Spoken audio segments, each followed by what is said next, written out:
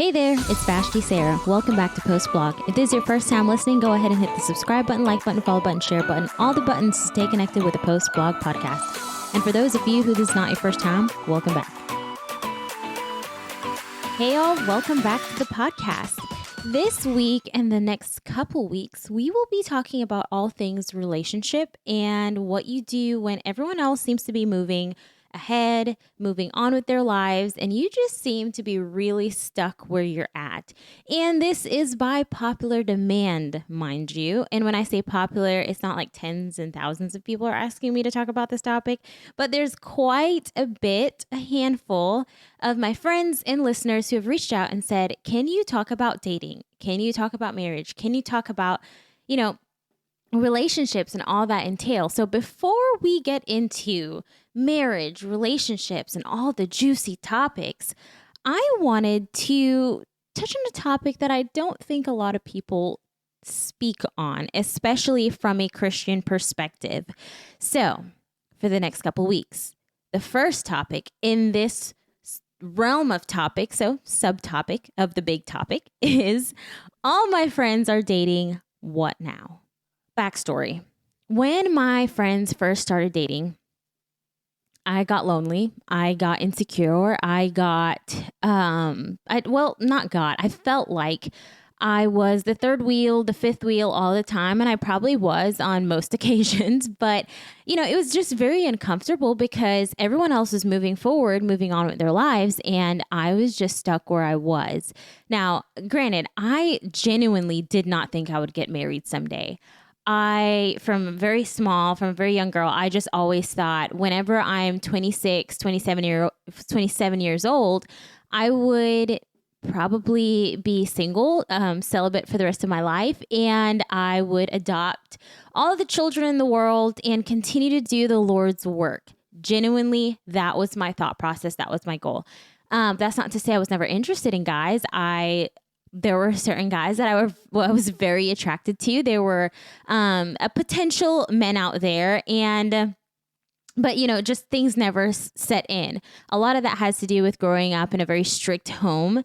And for those of you who know my past, my history, that kind of shaped my thinking moving forward outside of home. It shaped why I had such a negative feeling or a negative outset on towards men. So all that to say, I just genuinely never thought I would get married. I would find a spouse someday, even though I thought guys were super attractive. And that was that. But whenever my friends started dating and they started going on dates and the friend group started shifting, I felt left out. I felt like something was wrong with me. And I felt like there was this pressure to date, and that was always the hot topic. The question of the hour is, who are you dating? Are you talking to anyone? Do you think you're going to get married someday? And the list goes on. And I think especially in the Christian community, we have this pressure that we place on young Christian women and young Christian men. And there's this understanding, or there's this underlying expectation where you have to be married at a certain time, you have to be dating at a certain time, married at a certain time, having children at a certain time. And these expectations put so much pressure on young women and young men that they feel as if, if they're not dating at a certain age, something's wrong with them. And I genuinely thought that. I was left behind, I was lonely, and there was something wrong with me. Genuinely, I thought something was wrong with me. So for those of you who are listening, you're single, whether it be you're in your early 20s, late 20s, early 30s, late 40s, whatever stage of life you're in, but you're currently single, the first thing I want to talk about is poor reasons to be in a relationship. One of them, because you're lonely. That's a horrible reason to be in a relationship.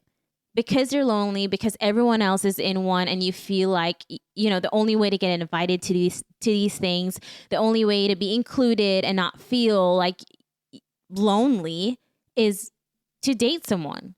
And that goes into dating someone. Another poor reason to be in a relationship is dating someone because they're convenient. poor reasons, absolutely poor reasons. And you do an injustice when you date someone out of convenience. You're hurting them. You're not just hurting yourself, you're hurting them, because that shows the amount of worth that you place in them. Hey, you're convenient, I'm lonely, you're lonely. Let's do this thing. Awful reason to be in a relationship. But let's dive into it a little bit more. Another one of the biggest reasons why people feel that pressure to be in a relationship outside of that pressure from family members and the church community, if you're a Christian, that is feeling left out. Another poor reason, because you feel that no one wants to invite you because, your friend group has changed and, you're the single Pringle. You're the one that people poke fun at all the time. Poor reason to be in a relationship. If you're listening to this episode and maybe you might be discouraged, maybe you might say to yourself, Vashti, but I am in my 40s and I'm still single. How dare you to tell me that's a poor reason to want to get married? Desperation does not mean that you will find true love. Because you're desperate, because you are basically at your wit's end to change your current internal value of yourself, does not mean that you will truly find what you're looking for. Desperate times mean desperate measures? No, not when it comes to someone that you're going to commit yourself to long term. Here's things you can do when you're single, though. And these are things that I did myself. These are things that I learned to do when I was single and when all my friends started dating and being in very serious, committed relationships. First thing I did was I formed deep and meaningful relationships with people outside of my friend group. And that kind of branches with number 2, branch out of your circle of friends. A lot of times we remain stuck where we are and we see everyone else moving forward when we're not putting effort. We're not putting any energy into changing where we are. A lot of times we complain, oh, poor little me, I'm lonely. But we don't do anything about our loneliness. The only thing that we dare to do is, in desperation, find someone that is desperate as well. And we compromise our own convictions. We compromise our own standards in order to fit a mold and to fit a friend group. Again, poor reason to be in a relationship. So branch out of your friend group, branch out of your circle, and develop deep and meaningful relationships. I can honestly say I've gained more friends in my time being single than I have in being in a relationship and being married. I've gained so many friendships during that season of my life. And if I could go back, I would go back in a heartbeat. That's not to say I don't enjoy marriage. That's not to say that I'm not thriving where I'm at. I love marriage. I love everything that it entails. But my singlehood was one of the best times of my life. It was a part of my life where I truly will never forget. I traveled the world. I did internships. I gained new friendships, gained new perspective. I tried new things. But one of my biggest goals while I was single was to become a better version of myself than I was then. And I think what we've lost in this culture or society is bettering ourselves. We better ourselves from the outward. Our outward appearance changes. I mean, 14-year-olds looks like 21-year-olds today. That's the most that we do. That's the most effort that we put into changing and advancing ourselves. But becoming a better version of yourself is saying, I will not wait to find someone to be the peak that I could possibly be. I will not wait to find someone and call them my better half to become the better version of me. And, the whole concept of, he completes me, she completes me, she's my better half. I don't like that concept because we kind of sell ourselves short. We say, I'm just going to work to the most minimal point of my life, and I will wait for someone to fit the other part of me that I haven't quite fit yet. And it's awful. And that's why we see so many relationships die. We see people bouncing from relationship to relationship, heartbreak after heartbreak, and then they settle and get married only to end up getting divorced 10, 15 years in. Because we created a habit from our dating lifestyle where we jump from guy to guy or from girl to girl short term just to get that dopamine hit, to fit that friend group, fit that mold out of desperation or because we're lonely or because someone is convenient. And then that shapes the rest of our lives. Super depressing. I know. Very, very sad. The way I'm saying all of it, I'm thinking now, man, Vashti, that's a really sad story. But is the truth, and it's the rest of your life. Dating out of desperation, dating out of convenience, dating because you're lonely are poor reasons to date. And just the idea of looking at being single as a negative thing is absolutely wrong. It's an injustice you're doing to yourself. Singlehood, once you are married, that whole stage of singlehood, that time frame of your life, you're never ever going to get back. Your 20s, your early 20s, late 20s, you're never ever going to get back, especially that specific audience. That time of your life is one of the most pivotal part of your lives where you get to develop, where you get to pretty much pave the rest of your life. You get to become a version of yourself. You get to write a part of history. And what are you going to leave behind? For a lot of us, it's, I worked my 9 to 5, then I went home, made dinner, or I DoorDash, and then I watched Netflix all night. That's a lot of people. Genuinely, my conversations with single friends is, it's pretty much the same every day. And then there's that few. I would say 2% of my friends, in all different sectors, 2% of my friends are truly thriving. Single friends are truly thriving.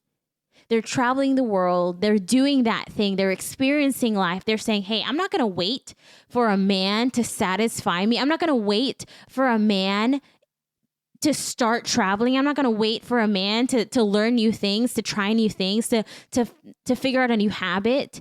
I will not wait for a man or a spouse to meet that bucket list. And that's my challenge to you who's listening. And if it's not a man, then it's a girl, vice versa. But that's my challenge to you.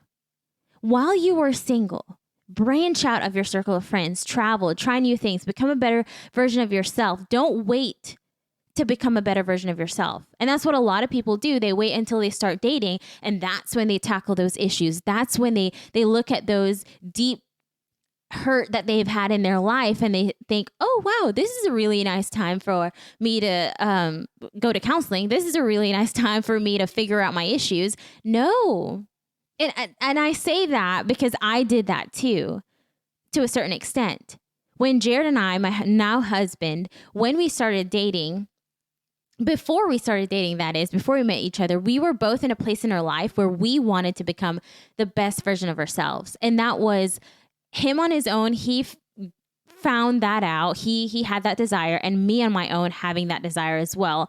Personal encounters with God, and that was something that we were chasing after. That when we started dating, we were at a better place in our life. We kind of set ourselves up. The foundation of our life was set up on we were already becoming better individuals versus broken individuals coming together trying to figure out our crap. So that's my challenge to you. While you are single, just because all your friends are dating, it shouldn't mean that you are lonely. It shouldn't mean that you just stop where you're at. It shouldn't mean you just sit there and wait for someone to call you to be the third wheel or the fifth wheel. While you are single, while you are in one of the most prime time of your lives, do that thing. Be courageous. Be adventurous. Go beyond your limits. Test your strengths. That bucket list that you have should not be contingent on whether or not you have a spouse or whether you are dating. That bucket list that you have can be done with just you alone. And of course, the Lord on your side. But it can be done with just you alone. Singlehood is a beautiful time of your life. Singlehood is precious. I envy my single friends sometimes because I think, man, you guys are thriving where you're at. And even though I had done a lot in investing in myself while I was single, I wish I did more. But hindsight is 20/20, always. So for those of you who are listening, those of you who are single, those of you who are complacent and thinking, well, I'm just single. That's all I can do. I just got to wait until I find a man, or I got to wait until I find a woman. Remove that mindset. Just take that completely out of your mind and start today. Today is your day to start writing history that you'll remember and look back on and say, you know what? In my 20s, I did this, this, this, and this. And it's not just about a checklist, but it's also living at your capacity, your absolute capacity. That you can look back and be encouraged by what you've done, what you've accomplished, by who you were. You weren't just sitting there waiting for a guy to motivate you to go to the gym. You weren't just sitting there waiting for a girl to help you figure out your life goals, but you were working on that now. You were actively working on that. You created friendships that you probably would have never created. Do that now. Because those friends, I'll be honest, the friends that I created when I was single, those are people I still hang out with right now. Those are people that I am thankful I had the courage to say, you know what? I love my friend group, but they're all dating right now. I'm going to network and become friends with people and to join friend groups that I probably would have never joined. Not because of any prejudices, but it's because, I was already set. I was dead set in my friend group. So that's my challenge to you. Go out there, do that thing. Don't settle. Don't look at singleness as an awful time in your life, but look at it as an opportunity to change who you are, to encourage those around you, and to do crazy, crazy things.